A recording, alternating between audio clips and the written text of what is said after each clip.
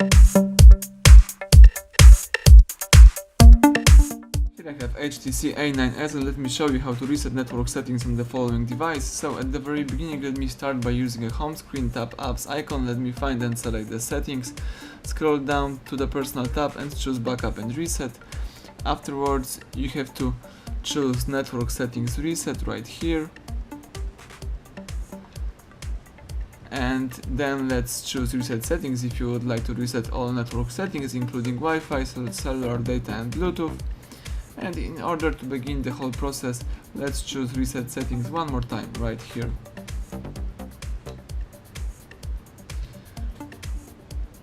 So network settings have been reset, you can go back and start using your device, everything went well.